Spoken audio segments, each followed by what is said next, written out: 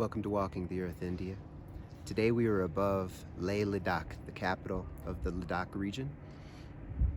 And we're at the Japanese Peace Pagoda, the Shanti Stupa here. There was an organization from a Japanese monk earlier in the 20th century after World War II. And he was engaged in protesting against war and nuclear war, if I'm remembering correctly. And he engaged in a project to build these peace pagodas, these Shanti Stupas, all across the world, and he's built them in a number of places. And there's some Japanese monks that will they do some drumming and chanting at a temple, typically. And there's one in Lumbini in Nepal. There's one in Pokhara in Nepal. There's one in Orissa. So they have a number around the country, in Japan, I think, in a couple places in Europe. But anyway, so there are a few Shanti Stupas here in India, and this is one of them. This is very high up. We're almost 12,000 foot up. And I believe it has some Buddha relics within it. And then the niches, they depict stories from the Buddha's life, Shakyamuni Buddha. And I believe they face the cardinal directions, if I'm remembering correctly. So what you do is you go and you, like the pilgrim will come and will make kora or circumambulate around the stupa and in a clockwise direction. And so it's, and then they'll, it's a way to kind of contemplate and recollect the different periods of the Buddha's life. Typically his birth, it's related to the 4 sacred places, which are located in India and Nepal, what they call the Middle Lands. So one will typically depict Lumbini in Nepal, where he was born. One niche will depict when he went and attained enlightenment at Bodh Gaya in Bihar. And then one will depict where he gave his first sermon, and he taught about the 4 noble truths to his former companions in asceticism, because he was an ascetic for several years, eating very little. It's reported 1 rice grain per day, 1 hemp seed per day, and he got so emaciated that you could see his spine through his stomach. And his skin became blackened, he lost all of his hair, he became very weak. And then he realized, later he had some experiences and he realized the middle path, and that you can't attain enlightenment through hedonism, because he grew up as a prince and had everything he ever wanted and desired. And so he didn't attain enlightenment that way, through sensual pleasures. And then when he restricted himself from enjoying anything, food, water, etc. I mean, he still had water and tiny bits of food, but he didn't enjoy them. He was an ascetic, and he was doing very intense penances to cultivate tapas, heat, toward enlightenment, if I'm remembering correctly. So he realized the middle path. He realized that he needed to eat well and just appreciate it, not eat too much, not eat too little, not sleep too much, not sleep too little, and that he had to take good care of his body, and that there were better ways to attain enlightenment. And once he realized the truth of the middle path, he went to Bodh Gaya and he sat under a Bodhi tree, and he attained enlightenment because he practiced the jhanas, so the absorptions, and vipassana, seeing things as they really are, analyzing the phenomena of the mind and the mental constituents, analyzing the phenomena of the body and the bodily constituents. And then he attained nibbanic bliss, which is nibbana. It's very difficult to describe or define, but it is unborn and undying. It neither begets nor is begotten, and it's an infinite ocean of bliss. You can't know it intellectually, but you can experience it directly, and it's a transformative experience. And so after he attained enlightenment, then he went and he taught his former companions, his 5 companions, which could represent the 5 senses, or 5 literal companions. And they used to meditate in caves and do many of the penances that were known in that time. When many men in particular were going out into the forests and along the rivers and into the mountains to seek enlightenment. And there were a couple different major movements of those, the Shamanic movement and the Brahmanic movement. The Brahmanic movement, my understanding is they followed the Vedas, they did the Vedic rituals, and then also later you have the Upanishads, which are really like the Vedas were from the Aryan, the Indo-European peoples, written in Sanskrit. They weren't written until much later. They were memorized and passed down from a teacher to a student for millennia. And then the Upanishads are a really amazing collection of stories, teaching stories.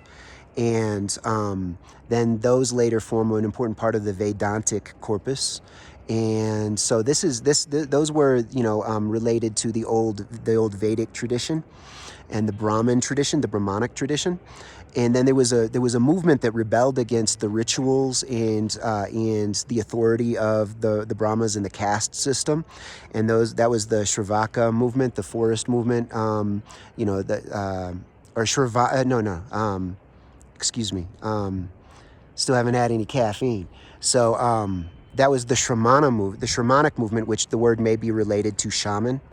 And this had like 3 main groups. You had the Jains, which they're similar to Buddhism in a lot of ways. You had the Ajivikas, which have disappeared, but you can still go and see some of their caves near Bodh Gaya, rock-cut caves dedicated by or donated by Ashoka, and that are quite amazing. And I'm hoping to get to visit them at some point. And then, of course, Buddhism.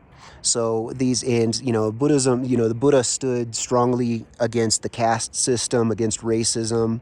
And he said that nobility is acquired not through birth and ethnicity, but is basically based on ethics and merit. And that so a person can cultivate the qualities of a noble person, of an Arya, and become Aryan. It's not something that you just are born with. It's acquired through effort, and it's also related to something that's innate within us. So there's an innate purity within humans, and we've forgotten. And so through silent contemplation in nature of the outer realm and the inner, we can realize this. So the niches, so there's the birth niche, there's the enlightenment niche, there's the teaching niche, and then of course so the birth niche is at Lumbini in Nepal, then the enlightenment is at Bodh Gaya in Bihar in eastern India, and then the teaching one is at Sarnath, which is in eastern Uttar Pradesh, UP, just outside of Varanasi. And then the final niche is going to be his death, his parinibbana, his entering final nibbana and letting go of the body. And that took place at Kushinagar, which is also in eastern Uttar Pradesh, UP, outside of Gorakhpur, not far from the border with Nepal. Basically, my understanding of the Buddha's life is he spent his life walking from place to place and staying at simple meditation centers, and especially during the rains retreat, which will be during the monsoon season. So I guess technically that would be, the rains retreats are going to be ending any time now, because this is mid-September. So they would typically go during the monsoon season. So I guess that's like maybe sometime end of June until sometime in September. And he would do a lot of his rain retreats in Saravasti, up near the border with Nepal. He did many there. He did some at Rajgiri, and then a few at a few other locations like Kosambi in western Uttar Pradesh, along the Yamuna River area. And so he had a number of rains retreats, and where he would practice his meditation. And even once he attained enlightenment, he still practiced until he left this realm. So this place is like, so basically you would go around, one time or three times. Maybe somebody's going to circumambulate 108 times or something. So in the stupa itself is highly symbolic. Like, so for instance, you've got this dome-like structure. This is the bowl. This represents the begging bowl, because the monks, they wander from place to place, and typically they would do what was called bindabat or pindabat, and it was basically they'd go on begging rounds every day.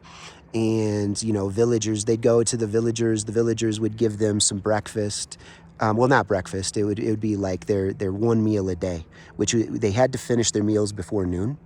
And so they would go to the individual would give them the food, and then the monk had to eat whatever it was. They weren't vegetarians. Like, if the people they were begging from were vegetarian, then they ate vegetarian food.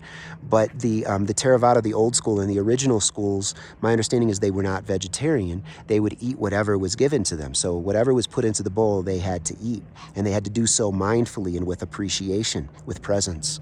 And so they would, and then they would give a blessing in return, or a teaching in return. And so they would sometimes walk great distances from their meditation center, from the cave they were staying in or at the roots of trees in the forest.